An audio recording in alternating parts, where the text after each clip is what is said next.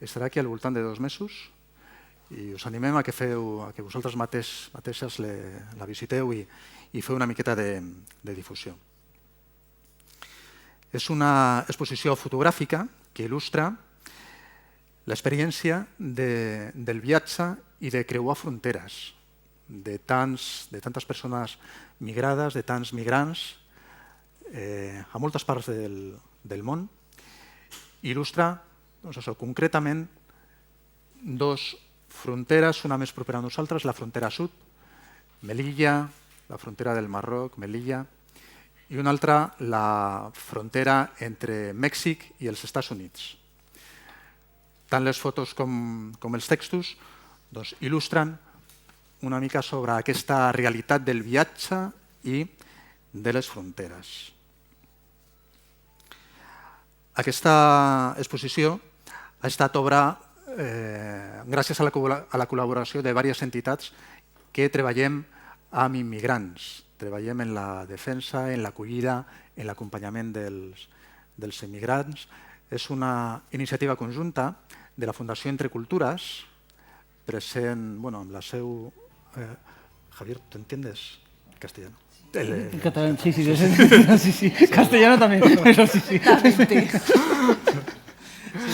Entre Cultures present a Madrid, amb seu a Madrid, però també present a quantes ciutats espanyoles? 27 ciutats.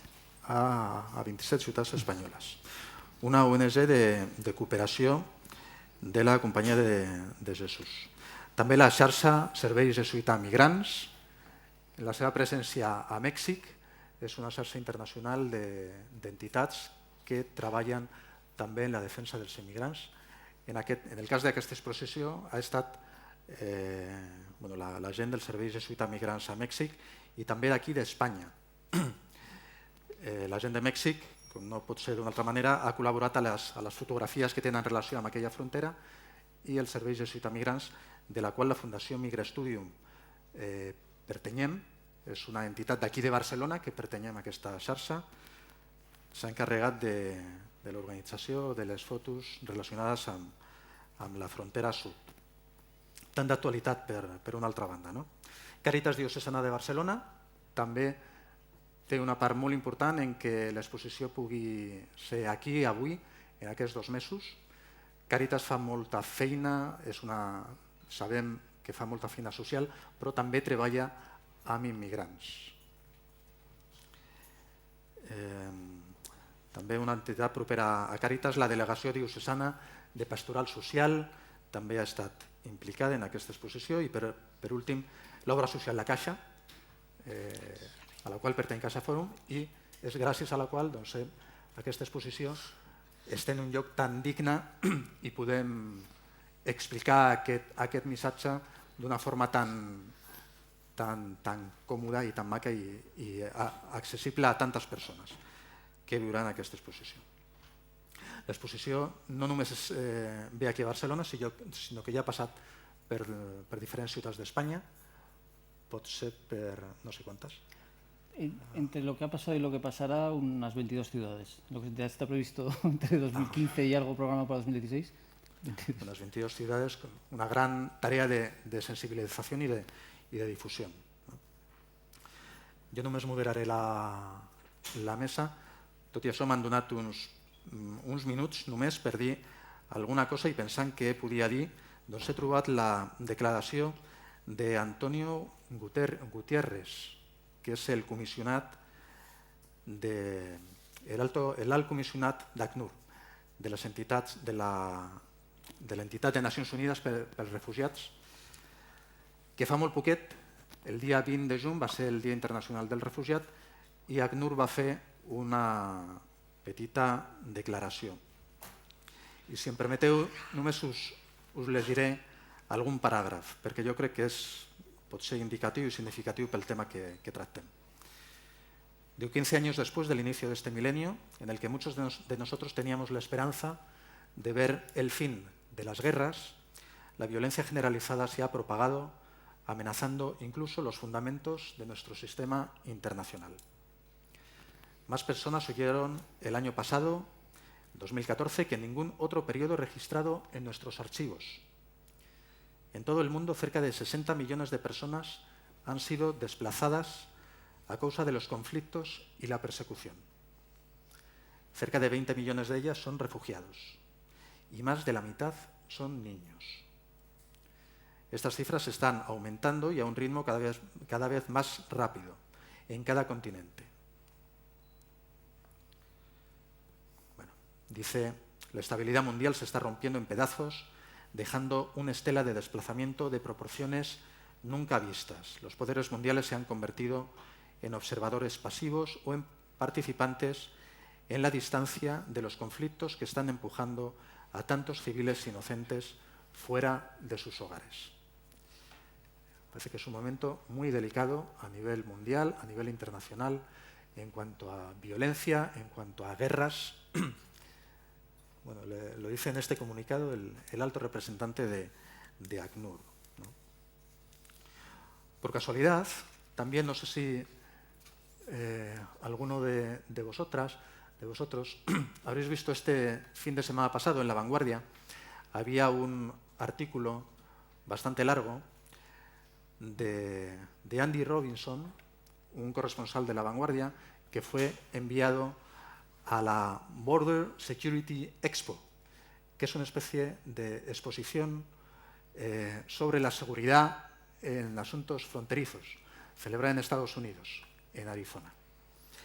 Y he querido también transcribir un poquito alguna de las cosas, porque da la idea de que este tema de las fronteras y del control de fronteras es un negocio también. Se mueve muchísimo dinero y se organizan hasta exposiciones, una especie de exposiciones universales, en donde allí se presenta la más alta tecnología, pequeños drones con cámaras que son capaces de realizar reconocimientos faciales de los inmigrantes tratando de cruzar la frontera en México, cactus y piedras que no son reales, pero también puestas en determinados lugares de la frontera con cámaras para controlar el paso de personas, todo tipo de radares, infrarrojos, en fin, hay una alta tecnología y tecnología punta para el control de frontera. Y es una industria que parece que está en aumento.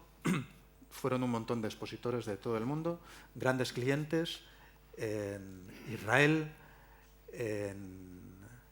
aquí también, en Estados Unidos. Hay muchas vallas, hay cada vez más controles fronterizos en muchas partes del mundo. Bueno, esto solo como una pequeña introducción. Ya sin más paso a presentar a los ponentes. Tenemos con nosotros a Javier Urrecha, que es el responsable de programas de cooperación de la Fundación Entre Culturas en Madrid. Será el primero que hable. Nos hablará de la exposición y también de la frontera de la situación de la frontera entre México y Estados Unidos. Cristina Manzanedo es la responsable de incidencia del Servicio Jesuita a Migrantes. Los dos han venido de Madrid y les agradecemos mucho el viaje y su participación para ilustrarnos hoy sobre este tema. Cristina nos va a hablar en concreto de la frontera sur, de la situación en la frontera sur, que es la que tenemos más próxima. Inma Mata es la responsable de migración de Cáritas Diocesana de Barcelona.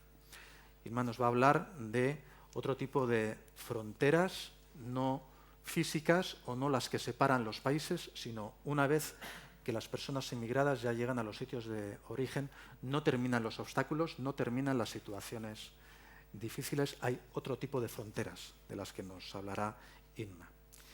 Y por último, Usman Sall, senegalés, nos va a contar también su experiencia de viaje y su experiencia de fronteras. Pues nada más, muchas gracias a todos y sin más, pues Javier, tienes la palabra. Tendréis alrededor de 10 minutos para intervenir, luego un turno de preguntas y trataremos de terminar alrededor de las 8:30 o antes de las 8:30, a las 8:30 o antes de las 8:30 para ir bien. Adelante, Javier. Fenomenal. Pues muchas gracias a todos y todas por acercaros aquí y muchas gracias a Caritas, a CaixaForum, a Mira Studium, a SJM por colaborar y por hacer posible esto, ¿no? Bueno, como decía Luis, yo trabajo en Entre Culturas, en programas de cooperación. Entre Culturas es una ONG de los jesuitas que lleva 30 años apoyando trabajos de proyectos de cooperación al desarrollo en América Latina, también en África y algo en Asia, ¿no? Nosotros trabajamos mucho en el sur, proyectos sobre todo educativos, pero trabajamos mucho en las fronteras. Trabajamos mucho con refugiados, con inmigrantes y con las realidades de pobreza que sufren los movimientos migratorios forzados, ¿no? Y también trabajamos en el norte muchos temas de sensibilización, de educación para el desarrollo, con la población española, con educación para jóvenes, con sensibilización en colegios y demás, ¿no? Es un poco el resumen de lo que estamos haciendo. Y respecto a las fronteras, yo creo que esta exposición recoge muy bien el problema global que supone la migración, ¿no? Aquí hemos acercado la frontera sur, viene del origen la exposición que se hizo en México hace ya 3 años, empezó a moverse la parte de Centroamérica-México y es un problema global. Si habéis podido ver las fotos, hay una serie que refleja muy bien, la serie de Bordes, con casos reales en distintas partes del mundo, como la gente se ve obligada a huir de su casa por la violencia, por los conflictos armados, por la pobreza extrema y se es obligada a dejarlo todo y se juega la vida buscando un futuro mejor, ¿no? Entonces, desde Entre Culturas trabajamos como decía, en Centroamérica, México. También apoyamos al SJM en el trabajo que hace en la frontera sur, trabajamos con conflictos como Siria, en Sudán, en República Centroafricana, bueno, en todos por desgracia, los conflictos no son pocos y hay muchos flujos migratorios muy grandes donde la gente está sufriendo mucho, ¿no? Aquí podemos ver fotos preciosas, muchas cifras, muchas organizaciones, pero no hay que olvidar que detrás de esto hay personas, hay mucha gente que sufre, hay muchas familias rotas y hay mucha gente que está huyendo para buscar un futuro mejor y que además pocas veces lo consiguen, ¿no? Entonces, bueno, el origen un poco de la exposición, nosotros llevamos 5 años trabajando con el Servicio Jesuita Migrantes en México y una de las labores que hacen, aparte de atender a los migrantes, es el tema de sensibilización. Entonces, empezaron esta exposición en DF, con fotógrafos que habían colaborado visitando los albergues y atendiendo a la gente, y nos contaron si podíamos apoyarlo y si queríamos traerla aquí. Entonces, a base de mucho hablar, pues, con Cristina, con Ana Roch, con mucha gente, lo fuimos moviendo y hemos conseguido lo que decíamos, ¿no? que por 22 ciudades por ahora y a lo mejor más de España se pueda dar a conocer lo que está pasando ahí, aquí y en otras zonas del mundo, ¿no? El origen de la migración que atraviesa México pues es la desigualdad y pobreza que hay en México, aunque sea un país con muchos recursos, y sobre todo la pobreza y la violencia que hay en Centroamérica, ¿no? O sea, hay cientos de miles de personas que viven de Centroamérica en países muy pequeños, pero sobre todo en El Salvador, Honduras y Guatemala, en unas condiciones de pobreza bastante severa, en algunos casos pobreza extrema, y una violencia generalizada, sufriendo el acoso de las maras, la extorsión y mucha gente que quiere huir buscando un futuro mejor, ¿no? Con ese ideal del sueño americano, voy a mejorar recursos, voy a mandar dinero a mi familia, y lo que se encuentran es un infierno. O sea, la travesía que atraviesan para que os hagáis una idea, la distancia de Tapachula a Tijuana es más que de Barcelona a Moscú. Y eso es lo que intentan atravesar miles de personas, ¿no? Se calcula más o menos que en Centroamérica hay unas 300.000 personas que intentan atravesar México para llegar a Estados Unidos cada año, y mexicanos se calcula que lo quieren intentar cerca de 1 millón. No hay cifras oficiales, es cruce de ONGs con datos estadísticos, con albergues, con organismos internacionales, pero bueno, para que os hagáis una idea de la cantidad de gente que lo intenta, mucho a través del tren, durante muchísimos años ha sido a través del tren, que veréis en las fotos de la exposición, el tren que llaman La Bestia, un tren de mercancías donde se sube la gente, se juega la vida, muchos les tiran, otros se caen, pasan frío, calor, muchos acaban mutilados. En los últimos meses ha cambiado porque se está poniendo más policía y más vigilancia, pero bueno, esta gente lo que se encuentra es, aparte de ir sin nada, un camino de extorsión continua. México, como sabéis, está llena de cárteles y de narcotráfico y en todas las zonas donde pasan sufren muchísimos asaltos y muchísima extorsión. Es bastante frecuente los secuestros a a centroamericanos y mexicanos que pasan por ahí, entonces los secuestran, los extorsionan hasta que dan los datos de su familia para pedirle a su familia pues, $500 o $1000 que no tienen, son familias en una situación de pobreza muy severa, ¿no? Y luego ver un poco pues, el perfil del migrante, que es pues casi la mitad no tiene la educación básica completa, ¿no? Es gente que huye de... Hay un porcentaje enorme que te dice que huye de la violencia de sus propias ciudades y el resto es temas económicos o mezcla de los dos. Es muy difícil ver una frontera en el caso de qué es lo que les lleva a migrar, ¿no? La mayoría son hombres, porque el camino es realmente duro y aunque también hay violaciones de hombres, en las mujeres es casi seguro que sufran abusos y violaciones. Son casos bastante frecuentes, ¿no? Hay una foto abajo de Santi Llobet, un fotógrafo catalán, que nos contaba, es una mujer enseñando unas heridas con un fondo verde y esta mujer la primera vez que intentó fue violada, en un siguiente itinerario fue acuchillada, tenía unos conocimientos básicos y se tuvo que coser sus propias heridas con ayuda y cogerse el tren de vuelta a Honduras, ¿no? Y esto es un caso normal, no es una cosa rara, ¿no? Yo, por ejemplo, cuando estuve en Veracruz, en un albergue, en Tierra Blanca, y nos contaba la hermana Dolores, que era la que llevaba en ese momento el albergue, como 2 salvadoreños hermanos de 19 o 20 años acaban de intentarlo por segunda vez y por segunda vez habían sido secuestrados y torturados para extorsionar a su familia, ¿no? Entonces no son casos aislados, no son grandes titulares, o sea, eso es la realidad que está pasando ahora mismo en todos los albergues, ¿no? Sí es verdad que hay una esperanza en ese momento de la hospitalidad y de la gente que se organiza para atenderlo, ¿no? El Servicio de Gestión a Migrantes, muchas organizaciones de iglesia, de derechos humanos, están atendiendo una red de albergues para todo ese paso hacerlo un poco más...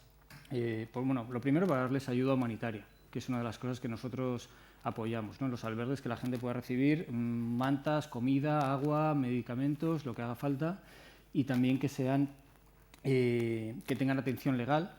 Ya sabéis que las personas migrantes en situación irregular son las más vulnerables y no se atreven a acudir a servicios de salud, a policía, y que en muchos casos también hay abusos por parte de las autoridades, ¿no? Entonces hay una parte de apoyo legal y hay una parte de acompañamiento. Es gente que está sola, que está viviendo un drama brutal, que le queda mucho por llegar. Se calcula que no más del 15% lo consigue, más todo lo que tiene detrás de dejar su familia, su hogar, su cultura, sus hijos o lo que sea, ¿no? Entonces, eso es un poco la realidad que está en los albergues, ¿no? Nosotros estamos apoyando esa red de albergues en varios sentidos, tanto en la ayuda humanitaria como en la formación de los equipos y voluntarios que están trabajando ahí, preparándoles en temas legales, en temas sanitarios y todo tipo de preparación, y organizando esa red de gente que está trabajando con ellos, ¿no? Tenemos bases de datos bastante complicadas, es bastante duro, pero es para saber dónde están, porque sabemos que muchos van a desaparecer. O sea, me acuerdo, no, si era 2009, 2010, qué año era, había solo en México en un año más de 10.000 migrantes secuestrados. O sea, las cifras son escandalosas, ¿no? Entonces, una base de datos para seguir dónde están y saber dónde se han podido perder y qué les ha podido pasar. Y luego también hay otra de búsqueda de desaparecidos, ¿no? O sea, es un tema que también estamos apoyando. Y, por supuesto, la denuncia con las autoridades mexicanas, con la sociedad en general, y contar un poco lo que está pasando, ¿no? Y también trabajar en las comunidades de origen. A ver, alguna cosa más, como voy de tiempo, voy terminando, ¿no? Bueno, pues a ver qué sigo a comentar yo aquí. Bueno, pues si queréis voy un poco terminando, que tenemos poco tiempo y vamos un poco... ¿Cómo lo vemos nosotros y cómo lo enfocamos nosotros y las organizaciones que estén trabajando ahí, ¿no? Yo creo que tenemos 3 aspectos fundamentales de cómo abordar el problema. Lo primero es trabajar en las causas de por qué la gente se ve obligada a migrar forzosamente. La gente tiene derecho a moverse, pero no tiene por qué sufrir la obligación de tener que migrar, ¿no? Entonces nosotros trabajamos en Centroamérica y en México con proyectos educativos, con formación, educación básica, con formación profesional, con educación alternativa, con educación para la paz, para prevenir la violencia, y eso es uno de los motores fundamentales, ¿no? Promover el desarrollo para que la gente no tenga que huir, ¿no? El otro es la ayuda humanitaria, como os decía, es fundamental. Estamos en un drama humano de miles y miles de personas secuestradas, torturadas, violadas, y que por lo menos puedan tener cobijo, puedan tener agua, puedan tener medicinas o puedan tener alimentos, ¿no? Y la tercera parte es la denuncia, que os contaba. Mucha gente no es consciente de lo que está pasando, lo ve muy lejos, no son los últimos de los últimos, entonces la gente no cuenta, no siempre salen en los telediarios, no aparecen en los sitios, se ve como una cifra más y hay que denunciar lo que está pasando, ¿no? Tanto en las comunidades de origen, para que la gente sepa lo que pasa, como en los países donde ocurre, como en la sociedad en general, para que actuemos e intentemos frenar esto, ¿no? Y nada más. Muchas gracias, Javier. Cristina. Hola, buenas tardes. Bueno, pues nos movemos un poquito en el mapa y vamos a acercarnos a Europa y a la frontera sur. Yo, básicamente, de lo que iba a contaros esta tarde es la situación, hablar un poco sobre la frontera hispano-marroquí, en segundo, sobre la diferencia entre migración y asilo, y luego abrir un poquito más el foco y hablar de la situación en el Mediterráneo. Al final somos frontera, pero somos frontera dentro de una población que está intentando acceder a Europa, no solo a España, que estamos geográficamente al sur, pero somos parte de una cuestión mayor, que es lo que está ocurriendo ahora en el Mediterráneo. Entonces, aunque las fotos de la exposición están centradas en la situación en la frontera hispano-marroquí, realmente hay que contemplarlo, porque es la nuestra, en ese ámbito mayor, sobre todo a raíz de lo que ha sucedido en la segunda mitad del 2014 y lo que está sucediendo en el año 2015 en el Mediterráneo. La frontera sur hispano-marroquí es la ruta oeste de acceso a Europa, cruzando el Mediterráneo. Entonces, hay una ruta este, que es a través de Grecia, hay una ruta central, que son las personas que están intentando acceder a través de llegar a Malta, llegar a Italia, saliendo de Libia, y la tercera, que es la ruta oeste, que es intentar llegar o bien a las costas españolas o bien llegar a Ceuta y Melilla, que es la frontera terrestre que tenemos con África.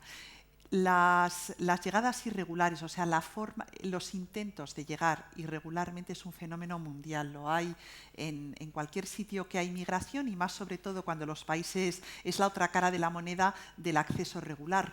Cuando los países ponen muchos obstáculos a la entrada legal, pues la otra cara de la moneda es intentarlo de forma irregular. Siempre va a haber ese intento. Ahora, ¿cómo se gestiona? Y desde luego en Europa y en general en todo el mundo, como decía Luis, pues las políticas son de un acceso muy restrictivo. Vivimos más que en un mundo globalizado, es mentira, es globalizado para algunas cuestiones, y es un mundo vallado para el flujo, el tránsito de personas, ¿no? La ruta oeste es muy chiquitita, que es la nuestra. España ha cerrado la ruta de acceso, firmando sobre todo acuerdos de cooperación desde el año 2005, acuerdos de cooperación con los países con Marruecos y con los países de África Occidental. Las cifras son pequeñitas comparado con lo que está sucediendo en el resto de Europa.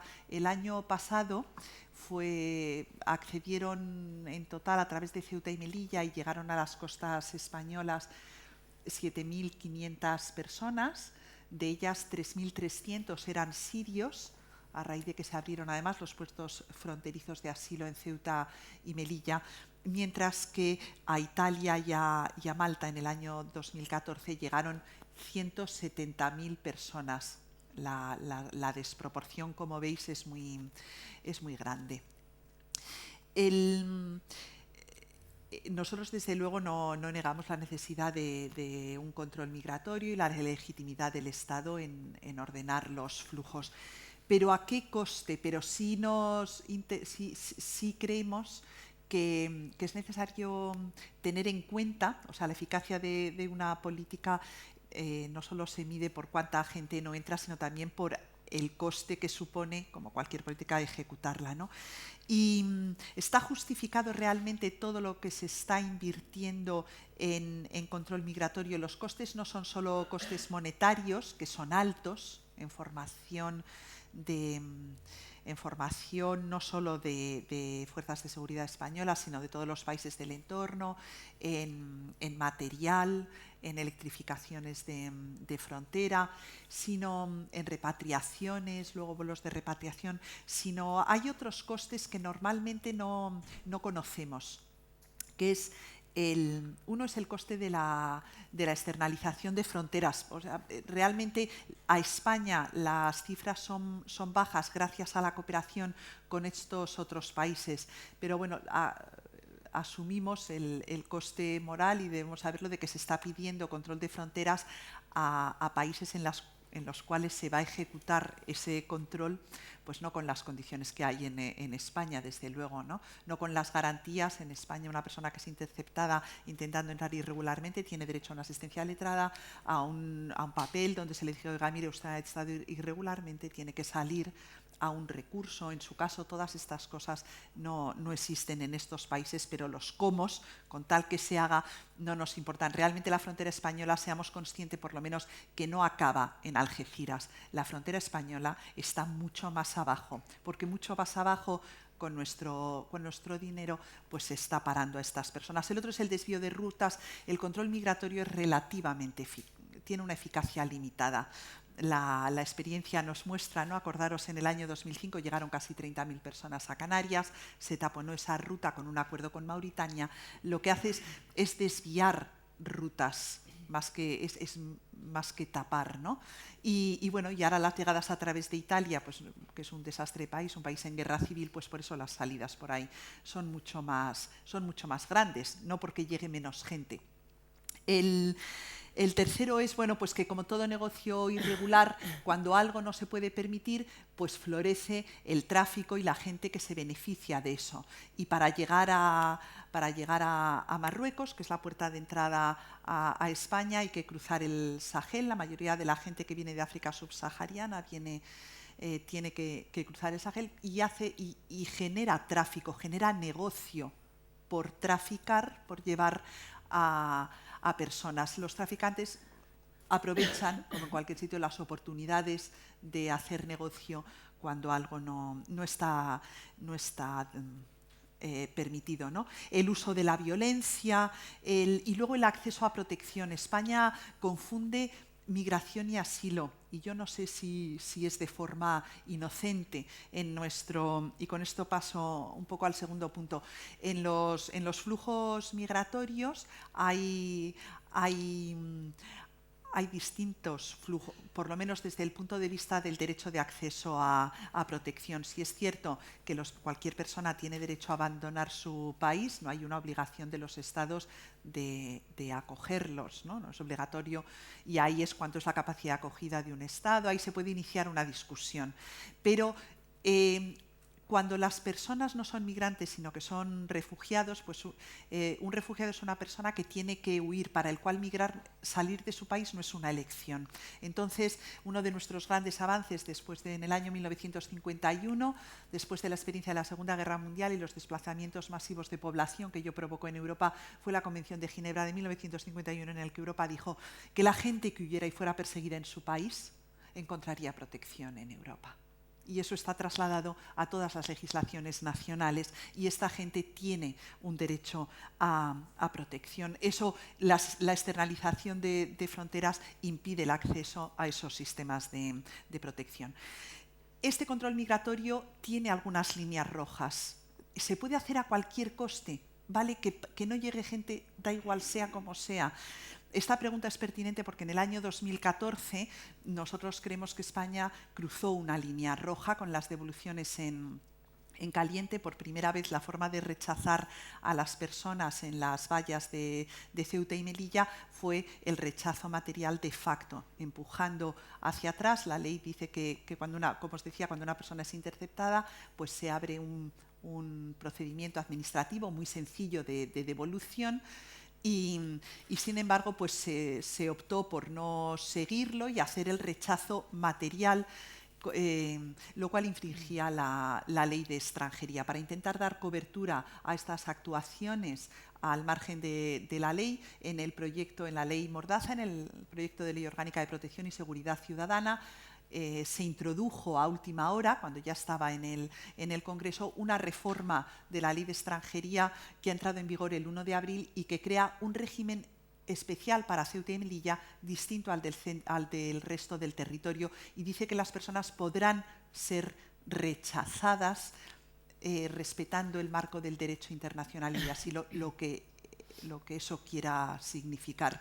Llevamos 3 meses y desde la puesta en vigor de esa disposición tan ambigua y que tanta incertidumbre crea de cómo se van a gestionar esas entradas irregulares en Ceuta y Melilla, y a día de hoy pues todavía no ha habido un desarrollo reglamentario que establezca un mínimo procedimiento para gestionar estas entradas. Abramos ahora el foco y vayamos al Mediterráneo. Como decía Luis, o sea, estamos en un momento muy delicado y en un momento de cambio de realidad. Luis lo decía antes, en las palabras de Guterres, las cifras 2014 de refugiados y desplazados que ha dado ACNUR hablan de 60 millones de personas, como él decía, entre refugiados y desplazados. Desplazados es la gente que se mueve dentro de su país, pero no sale fuera. De esos 60 y 19,5 millones de refugiados. Esta cifra hace 10 años era de 37. En 10 años hemos pasado de 37 a 60 personas refugiadas. Es un aumento muy grande que da idea de que efectivamente estamos en un nuevo momento en donde está aumentando la conflictividad en el mundo. ¿Dónde están? Ni mucho menos en Europa. Para nada. 9 de cada 10 están en los países de desarrollo, en los países vecinos. Están en las regiones. Solo 1 de cada 10 está yendo a las naciones ricas. Es un porcentaje muy, muy bajo lo que estamos recibiendo. En el Mediterráneo esto se ha visibilizado especialmente con la población siria. El número más alto de refugiados ahora mismo en el mundo es Siria. Hay 4 millones de sirios, seguido de Afganistán y de Somalia. De enero a junio del año 2015 han llegado a Grecia, Italia, Malta y España. Han llegado a las costas 137.000 personas, que multiplica por 2 las cifras de llegadas el año pasado. ¿Qué nacionalidad tienen estas personas? Estas personas, en su mayoría, son de Siria, de Afganistán y de Eritrea. Son refugiados. Entonces, bueno, hay un problema ante esta llegada y estas muertes en el mar. Hay 3.500 muertes el año pasado en el mar. Llevamos 1.850 personas ahogadas en barcas en lo que va de año, y ante la reacción europea de esto no podemos permitir que la gente se nos muera, la Comisión Europea dijo, bueno, no podemos decir que no se muera la gente, que salvemos a esta gente y luego no hacer nada con ellos. ¿Qué vamos a hacer? Bueno, pues ¿qué vamos a hacer? Ahora mismo el tema más importante y en donde nos jugamos, yo creo, el futuro de Europa, es que se ha propuesto una nueva Agenda Europea de Migración que prevé por primera vez una gestión conjunta con Europa. Estas situaciones, gestionarlas para un solo país es muy difícil. Vamos a estar mucho mejor equipados si lo podemos gestionar a nivel europeo. Y para eso ha propuesto una medida que es, lo habréis oído, el reparto, la reubicación de 40.000 personas en los distintos países de Europa, en los 28, y el reasentamiento de 20.000 en los próximos 2 años. A España nos tocarían 5.837, a lo cual pues, el Gobierno ya ha dicho que no. Muchas gracias. Muchas gracias, Cristina. Inma. Bé, bueno, hem sentit parlar de les fronteres, no? La frontera de Mèxic amb els Estats Units, la frontera del sud d'Espanya, i una mica l'encàrrec que tinc jo, per l'experiència que tenim a Càritas Barcelona, és de parlar de les fronteres interiors. Quan jo penso en frontera, sempre penso en aquí i allà, nosaltres i ells, i tot allò que separa les persones.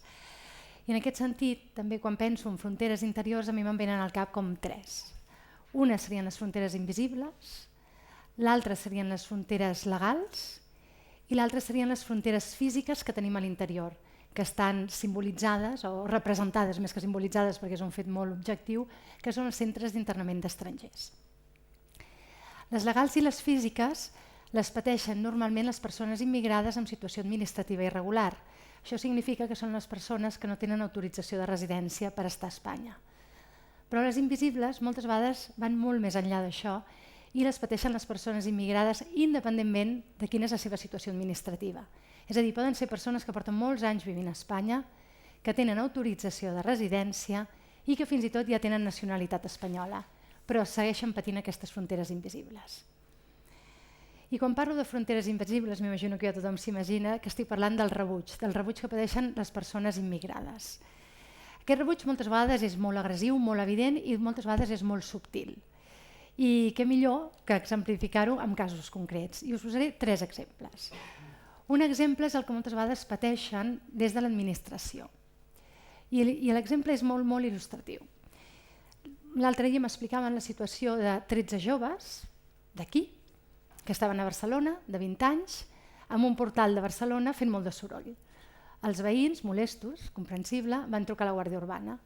La Guàrdia Urbana va venir, els va identificar a tots i els va dir que al cap d'uns dies rebrien una multa, una sanció per haver fet soroll. I crec que també perquè hi havia begudes alcohòliques. Que la sanció seria de 15 euros. Passats uns mesos, no van tardar uns dies, van tardar uns mesos, tots van rebre la multa. Eren 13 nois, 11 d'origen espanyol, amb cognoms espanyols, van rebre una multa de 15 euros. 2, que eren d'origen marroquí, amb cognoms marroquís, van rebre una multa de 55 euros. El fet era el mateix. A tots, quan descrivien la infracció, era la mateixa. Fer soroll i tenir begudes alcohòliques, el botellón dels joves. Però els que tenien cognoms espanyols se'ls van aplicar 15 euros i en concret els 2 nois d'origen marroquí, un d'ells ja era espanyol des dels 3 anys, 17 anys després de ser espanyol encara pateix això, i l'altre no, l'altre era un noi marroquí amb targeta d'estudiant, amb una autorització per estar a Espanya per estudiar, però pel fet també de ser d'origen marroquí se li van aplicar 55 euros de multa. Clar, quan veus aquestes coses penses, com s'han de sentir aquests nois? Us hem de tenir en compte, tenen 20 anys. Clar, si la nostra societat els exclou d'aquesta manera, és molt fàcil deixar-se trets per altres tipus de societat que els fa sentir algú o que els hi fa sentir que són alguna cosa. Un tema molt important per reflexionar, i això des de la nostra administració de l'Ajuntament de Barcelona. Un altre exemple de frontera invisible, i aquest me l'han explicat usuaris diverses vegades, quan una persona vol llogar un pis, veu un cartell amb un telèfon i telefona. Moltes vegades, quan veuen que tenen accent estranger, està ocupat el pis o simplement ni contesten, pengen el telèfon. Acte seguit i telefona un espanyol i el pis està lliure o se li dona una sèrie d'explicacions. Això m'ho han explicat més d'una vegada. Un altre supòsit, quan a les persones d'origen immigrant se'ls tracta com a delinqüents. M'explicava una anècdota l'altre dia una companya de feina, catalana, que està casada amb un noi subsaharià, un noi negre, que un dia caminant pel passeig de Gràcia anaven tan tranquils i veuen que la senyora del davant, ells s'estaven apropant de tal manera que la senyora de reüll només va veure el seu marit. Ràpidament va agafar fora el bolso. Clar, això són fronteres invisibles, fronteres molt cruels, perquè aquest noi és espanyol des de fa molts anys, està casat amb una noia catalana i fa molt temps que va adquirir la nacionalitat espanyola. Clar, són fronteres molt, molt cruels i molt difícils d'acceptar. Perquè clar, les físiques, les dels centres d'internament, les legals, es poden arribar a superar. En general, hi ha algunes excepcions malauradament, però en general es poden anar superant les dificultats. I van quedant enrere, no? I te'n recordes, però van quedant enrere. Però aquestes altres estan allà i t'acompanyen probablement tota la vida. Aquí, com a societat d'acollida, tenim un paper fonamental. Tenim un paper fonamental per trencar amb això, i això és responsabilitat de tots. No és culpa de la llei, no és culpa d'una legislació europea, és culpa de la societat d'aquí que hem de rebre les persones migrants. Un dia llegia, que em va agradar moltíssim, que deia que una persona se sent integrada en el país en el que vius, una persona d'origen immigrant, en funció de com es va acollir els seus avis. Si es va acollir bé els seus avis, ells se senten integrats en aquest país. Mentre que si els seus avis se'ls va tractar molt malament, aquests avis probablement generen un rebuig cap a aquest país al que han hagut d'immigrar i ho traslladen als fills i als nets. Aleshores és fonamental que aquestes persones se les aculli bé, que se sentin bé en aquest país, que se sentin que formen part de la nostra societat, se'ls tracti amb respecte, amb igualtat, de tal manera que ells se sentiran part de la nostra societat i òbviament això ho traslladaran als seus fills i nets, no cal dir, perquè probablement són persones que naixeran aquí. Això és fonamental per a la nostra cohesió social i això és el que ens hem de gravar en foc tots, per la nostra convivència present i futura. En aquest moment, Espanya, malauradament, viu, aquest moment no, portem bastants anys en una situació de crisi molt brutal, molt dura, i com podeu imaginar per la població immigrada és molt més dur encara. Aleshores, què és el que pot passar? I segur que passarà, que d'aquí molts anys diran que ho van passar, la població immigrada que ho va passar molt malament, que no tenien feina i que ho van passar molt malament.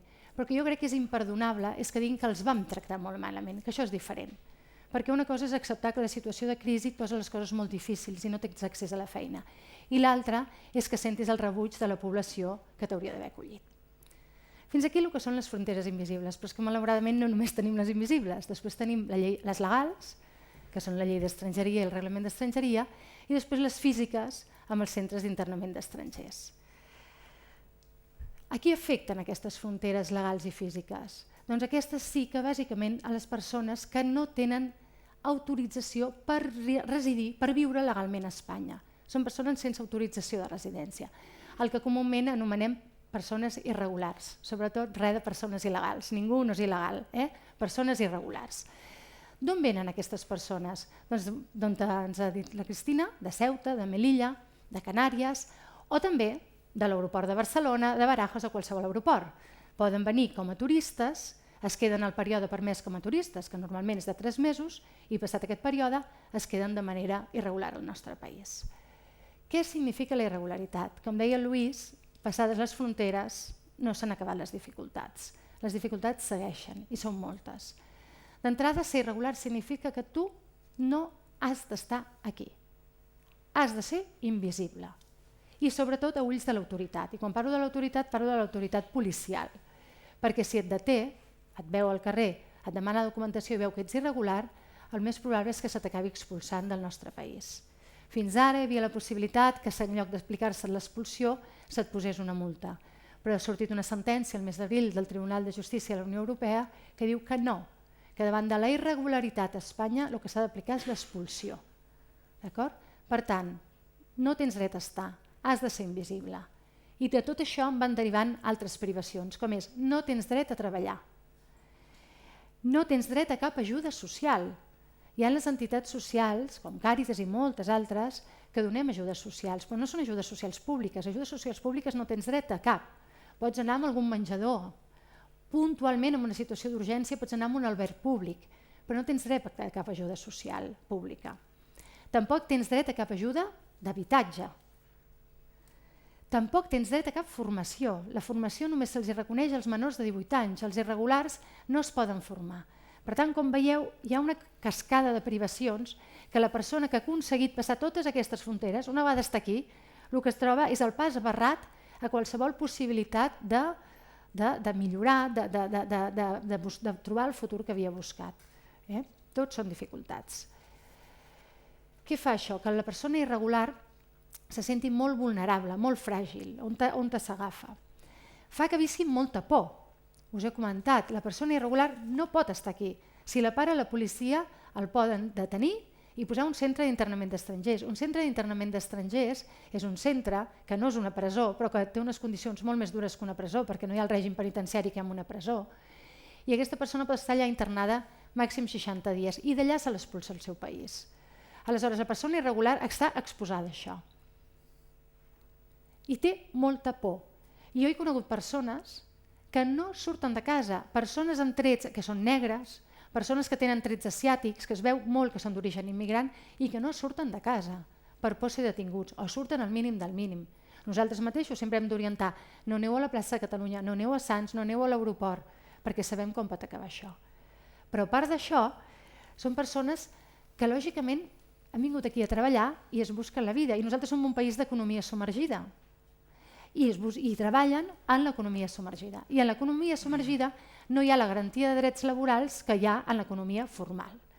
Per tant, moltíssimes vegades són víctimes de molts abusos laborals.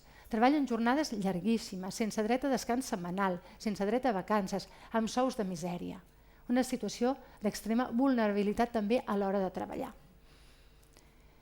Per tant, una mica ja per concloure, com a societat al pèl una mica hem de reivindicar tots, lluitar per la igualtat de drets, igualtat de deures, perquè moltes vegades hi ha qui diu només drets, no, deures també.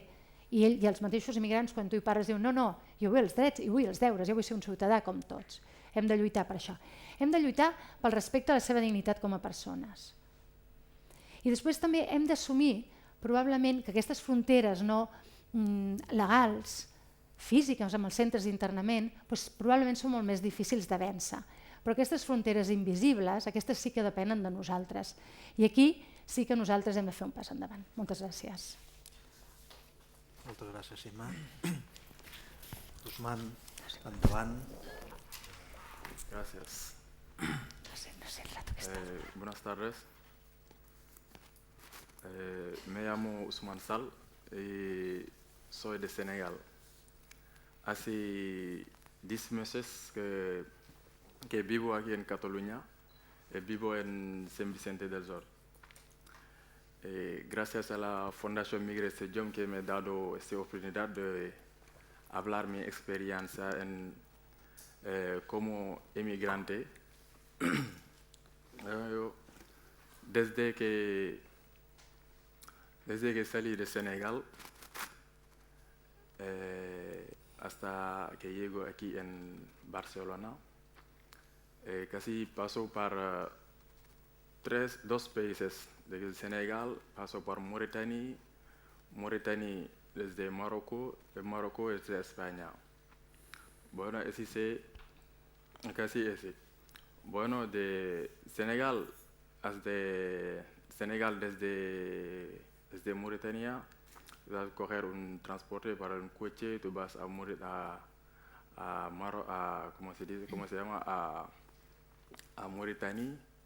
Desde Mauritania tú vas a coger un otro coche también hasta la Marruecos. Entonces, Marruecos es frontera con España. Donc, ça veut dire que todos los emigrantes o todos los compañeros que quieren cruzar la frontera ven hasta Marruecos para vivir ahí y para ver cómo poder pasar la frontera. Donc, es un circuito muy amplio. Un circuito muy grande.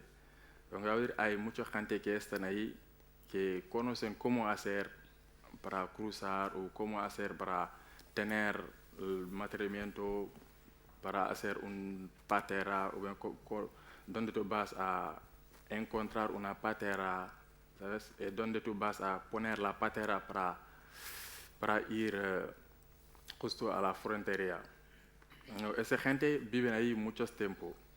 Donc yo cuando llegué ahí, tengo un amigo que me dice, bueno tío, hay gente que está aquí y que pueden llevarte en España. Si te quieres, vamos a explicarles nuestra situación, que queremos ir en España. Vamos a intentar, vamos a ver si tenemos suerte. Y dice, oh, tío, esto es muy peligroso, tío. ¿Cómo podemos pasar así? Con la mar, tú no vas a ver nada, ¿sabes? Me dice, no es peligroso, no es tanto lejos también. Una noche fuimos a la playa para hacer una vuelta. Me dice, tío, mira, esos son las luces de España, es muy cerca, tío. Y dice, bueno, mañana vamos a hablar con el tío y vamos a ver cómo vamos a hacer las cosas. Y dice, bueno, hemos ido ahí. Hemos hablado con el tío y dice, bueno, es así. Si tú tienes dinero, tú vas a pagar una caución. Tú vas a pagar la patera. Hay una patera que está ahí. Cada uno, bueno, te pides 50 euros, los dos son 100 euros. Cada uno, depende de tu manera de hablar o depende de el dinero que tú tienes. Bueno, somos 7. En una patera somos 7, 5 chicos y 2 chicas. Bueno, esa es una ocasión, yo he pagado 50 dirham, más o menos 5 euros así algo. Ahora me dice, vamos, hemos cruzado la noche, no sabíamos dónde iba. Bueno, hay un coche que está aparcado ahí, hemos entrado en el coche. Bueno, el coche se va hasta la selva, así una gran selva. Todos hemos bajado todo ahí, sentados aquí. Allá también un otro chico que como una sorte de guía que conoce dónde está la playa, me dice, vamos para aquí, vamos para allí. Ese también hay la guardia marroquín está ahí en la selva para vigilar todos aquí. Bueno, para jugar poco el juego hay que esperar la noche, ir poco a poco para llegar a la mar, así, para llegar a la playa. Donc, hemos hecho eso, el guía nos dice, vamos así, pasamos aquí. El día que estábamos justo en la playa, justo al agua, y había dos chicos, dos vigilantes que están ahí en la playa. Donc, no podemos ponernos un barco ahí. El tío nos dice, bueno, vamos poco, quedamos ahí hasta la noche, o bien hasta el día siguiente. Donc, la noche, hemos pasado la noche ahí hasta las 5 o 6, así 5 o 6 de la mañana, los vigilantes se han retirado y nosotros hemos aprovechado para ir ahí, inflamos la patera, donc el guía se dice, bueno, veáis, vaya a la frontera, España está aquí, sigue tú recto. Dice, oh. Hemos puesto el palo, cada uno tiene su rama, estamos ramando, o sea, las chicas no sabían, y había 2 chicas que no sabían nada de ramar, y había 2 chicos también de Nigeria que no sabían nada, solo somos 2 o 3 chicos que saben poco hacer las cosas poco. Hemos hecho hacer. Es más, la mar está poco tranquilizada, no había ala, ¿sabes? Estaba muy tranquilizada. Aunque estamos aquí ramando, porque sea casi 1 hora y media o 2 horas así. La suerte que tenemos es que en un momento hemos visto un barco Cruz Roja que se entró en la mar para buscar a la gente. Cuando estamos ahí, estamos aquí para gritarlo, poner los vasos, estamos aquí. El barco está aquí, viene hasta nosotros, nos ha cogido, ¿sabes? Y nos ha llevado hasta la Tarifa, es la frontera entre Marruecos y España, que se llama Tarifa. Nos llevamos así. Hemos cogido ahí la Cruz Roja, eso es la Cruz Roja. Hemos hecho un campo de internamiento. Ahí hemos estado ahí 1 mes así. Después de 1 mes, también tenemos otro Cruz Roja que van a venir, si cumples un mes, hay otro Cruz Roja que van a venir cogerlos para llevarlos a otro centro también. Entonces, nosotros hemos en Andalucía, un pueblo que se llama Baena, una Cruz Roja ahí, hemos estado ahí. Donc desde ahí tú vas a estar ahí tranquilamente. Si tú tienes un amigo que está en Barcelona o en Madrid o donde sea en España, ellos van a llamarlo para decirle, bueno, tenemos tu amigo que está aquí, podemos dejar que viene ahí o no. Bueno, si tu amigo está un buen tío, puede decir, bueno, déjalo que viene. Sí, ellos van a pagarle el billete, te vas ahí a encontrar tu amigo y vas a buscar tu vida. Es así, yo cuando estaba ahí no sabía dónde voy, por más estaba ahí 1 mes, después he llamado en mi país, me dice, bueno, tu tío está ahí.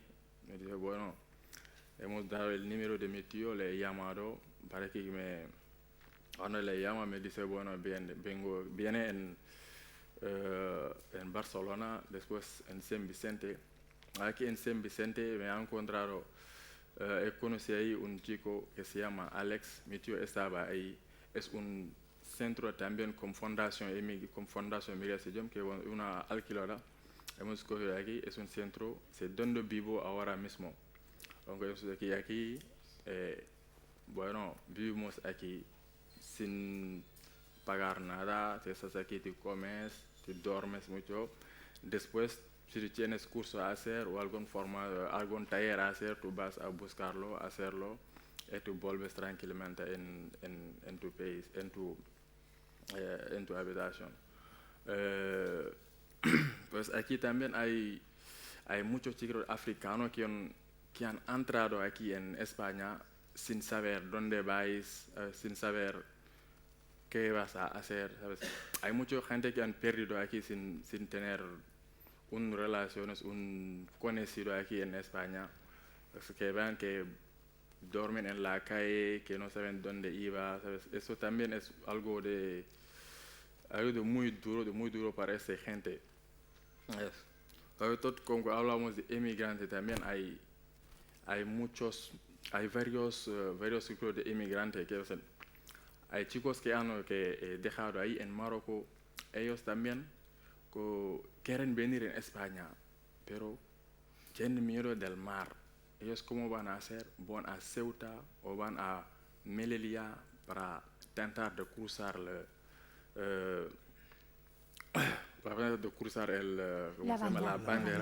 la bandera para cruzarlo. Hay otros también van a pagar un chico para entrar en su coche, el bajo del coche o el bajo del camión, ¿sabes?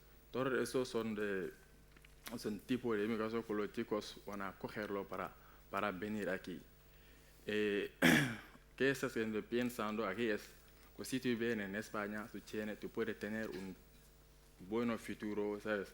Un buen futuro, tú vas a trabajar, tú vas a ganar dinero.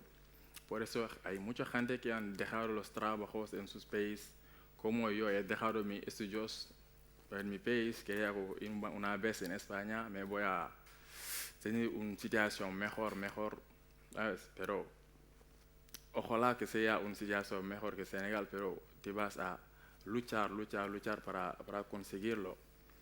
Es eso, estamos luchando para conseguir una vida mejor o para legalizar nuestra situación. Como estamos en una situación ilegal, tú vas a intentar hacer algunas cosas para legalizar su situación, para ser poco conforme con la ley. Una vez que si tú vas, la policía no te vas a pedir o la gente que no te conoces no vas a ¿cómo se dice? A dejarte ahí una vez, porque a veces si estás aquí en los pueblos o en la ciudad, ¿sabes?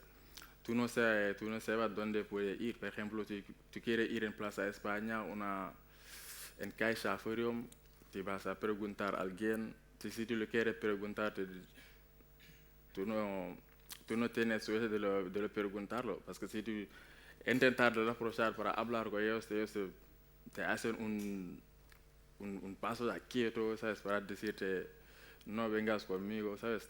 Se están un poco frustrados, así, tienen miedo un poco de la gente, así, ¿sabes? Pero ellos no tienen ninguna culpa, porque no saben quién somos nosotros. No tenemos las culpas, porque ellos no son... Hay gente que... ¿Cómo quiero explicarle? Que no quieren tener problemas con la gente negro, así, porque no conocen la gente. Sí, por eso todavía hay una distancia entre los chicos de inmigrantes y los chicos y los otros demás. Donc, a veces también te vas a entrar en el tren, ¿sabes? Y la gente te corren, te queda que tú es un chico que vas a robarlo o que vas a pelearlo, ¿sabes? Porque la gente no sabe, nosotros no estamos aquí para tener una situación mala o para poner algún problema con los chicos, con las gente que están aquí. Siempre estamos aquí para buscar una vida mejor, con una manera de una buena forma, ¿sabes? Trabajar y tú ganas esta vida con una forma normal, una forma ilegal. Por eso hemos quedado en nuestros países para venir aquí en España para buscar una situación mejor, así. Bueno, muchas gracias. Muchas gracias. A mí, para empezar, ya me gustaría haber aprendido una lengua, el francés o otra, en 10 meses, que son los que tú llevas aquí. Bueno, con sí, esta facilidad y con esta facilidad de comprensión, de expresión. Bueno, hablo Parle francés francés. también. Hablo francés, por eso que me facilita un poquito, una amiga, es mezclar los dos idiomas, el catalán y el castellano, ¿sabes? Pero, voilà bien. Si tu parles français, bueno, si tu parles